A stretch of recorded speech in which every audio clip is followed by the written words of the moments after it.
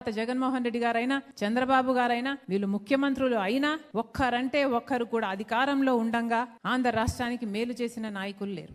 ఎవరి పార్టీకి వాళ్ళు వాళ్ళ స్వార్థ రాజకీయాలు చేసుకున్నారు. చంద్రబాబు గారైనా జగన్మోహన్ రెడ్డి గారైనా ప్రత్యేక హోదా గురించి మాట్లాడలేదు, పోలవరం ప్రాజెక్ట్ ఎత్తు తగ్గించడం గురించి మాట్లాడలేదు, రాజధానికి డబ్బులు ఇవ్వకపోతే మాట్లాడలేదు.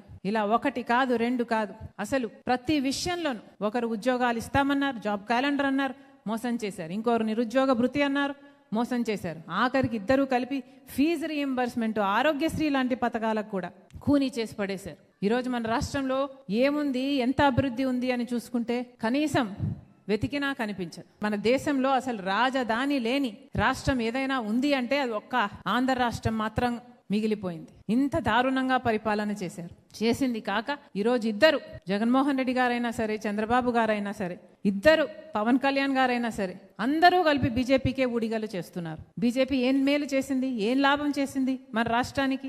ఏమీ చేయకపోయినా కూడా వీళ్ళ స్వార్థ రాజకీయాల కోసం ఈరోజు బీజేపీకి ఊడిగలు చేస్తున్నారు. బీజేపీకి బానిసలుగా తయారయ్యారు. బీజేపీ ఏ బిల్లుకు మద్దతు ఇమ్మంటే ఆ బిల్లుకు మద్దతు ఇస్తున్నారు.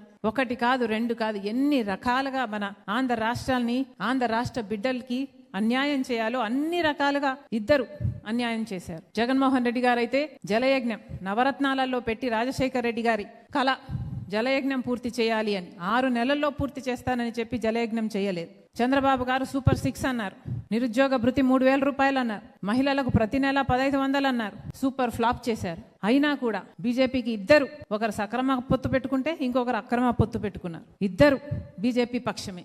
ఈరోజు కాంగ్రెస్ పార్టీ మాత్రమే ప్రజల పక్షాన నిలబడింది. అటు జగన్మోహన్ రెడ్డి గారైనా, ఇటు చంద్రబాబు గారైనా, పవన్ కళ్యాణ్ గారైనా, ఇందాక మన నాయకులు చెప్పినట్టుగా బాబు, జగన్, పవన్, బీజేపీ అంటే ఎక్కడో లేదు మన రాష్ట్రంలో. ఈ ముగ్గురే బీజేపీ, ముగ్గురు బీజేపీ పక్షం, మోడీ పక్షం.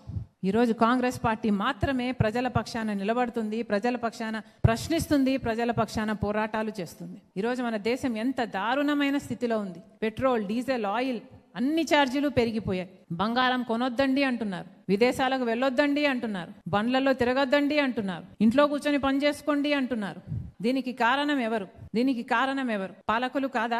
ఒకప్పుడు మన్మోహన్ సింగ్ గారు అధికారంలో ఉండంగా ఇలాగే పెట్రోల్, డీజిల్, ఇలా క్రూడ్ ఆయిల్ ప్రైసులు పెరిగితే మన్మోహన్ సింగ్ గారు ఈ భారం అంతా ఎండ్ కన్స్యూమర్ మీద, అంటే ప్రజల మీద పడకూడదు అన్న ఉద్దేశంతో దాన్ని, ఆ భారాన్ని 3 భాగాలుగా విభజించారు. ఒక భాగం కేంద్ర ప్రభుత్వమే ఆ భారం భరించేటట్టు, ఇంకొక భాగం పెట్రోలియం కంపెనీలు భరించేటట్టు, మూడో భాగం మాత్రమే కన్స్యూమర్ల మీద పడేటట్టుగా ఆ రోజు రూపకల్పన చేశారు. మరి ఈ రోజు ఏం జరుగుతుంది? ఈ రోజు ఏం జరుగుతుంది? పూర్తి భారం ప్రజల మీదనే వేసేశారు. పోనీ క్రూడ్ ఆయిల్ ప్రైసులు తగ్గినప్పుడైనా సరే ఏమైనా ప్రజలకు ఆ బెనిఫిట్ అందించారా అంటే అప్పుడు అందించలేదు.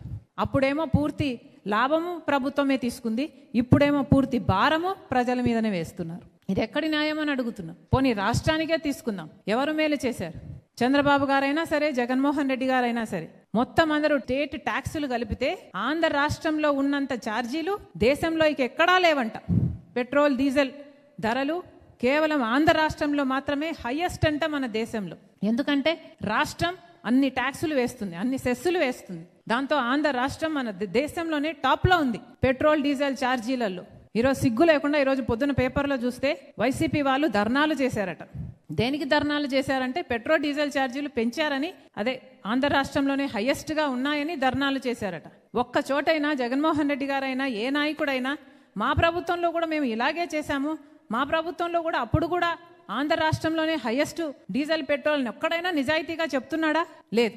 వీళ్ళేదో పెద్ద హీరోలు అయినట్టుగా వీళ్ళు పోరాటాలు చేస్తున్నారంట. పోనీ చంద్రబాబు గారు ఆ రోజుల్లో జగన్మోహన్ రెడ్డి గారు అంత వేటేస్తున్నారు, అంత సెస్సులేస్తున్నారు అని ఆ రోజు చంద్రబాబు గారు పెద్దగా చెప్పారు, ఉద్యమాలు చేశారు, మేము వచ్చినప్పుడు తగ్గిస్తాము అని. మరి చంద్రబాబు గారు కూడా ఇప్పుడు అలాగే చేస్తున్నారు. ఇద్దరికి ఏమిటి తేడా? దొందే. ప్రజల గురించి ఎవరు ఆలోచన చేస్తున్నారు? ఎవరు ఆలోచన చేయటం లేదు. అసలు ఆంధ్ర రాష్ట్రం కాదు కదా, అసలు భారతదేశ గౌరవం కూడా తగ్గించేస్తున్నారు.